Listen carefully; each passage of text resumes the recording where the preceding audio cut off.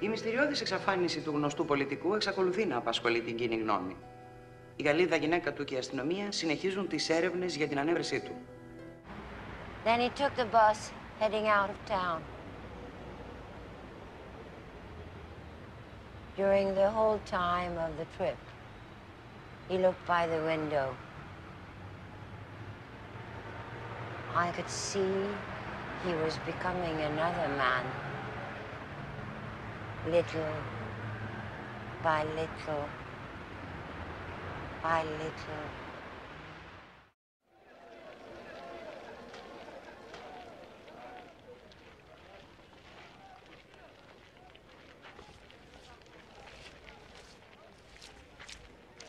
Σας γύρευα. Χρειάζομαι το συνεργείο για όχι πολλές. 2-3 ημέρες ακόμα. Θα το σκέφτω. Βρήκα κάτι σημαντικό.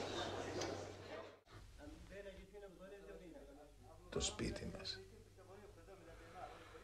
Περάσαμε τα σύνορα και είμαστε ακόμα εδώ.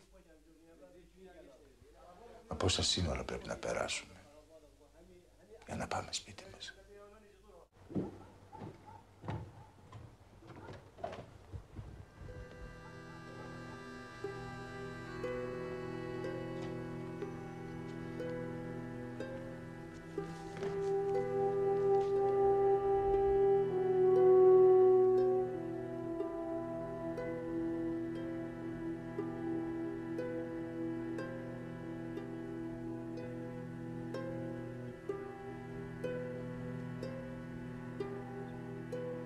Τον είδες?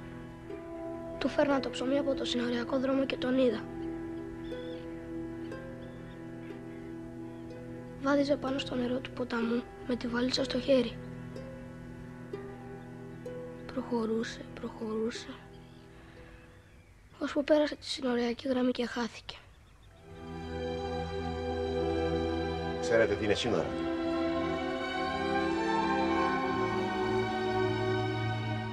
Αν κάνω ένα βήμα, είμαι αλλού. Ή πεθαίνω.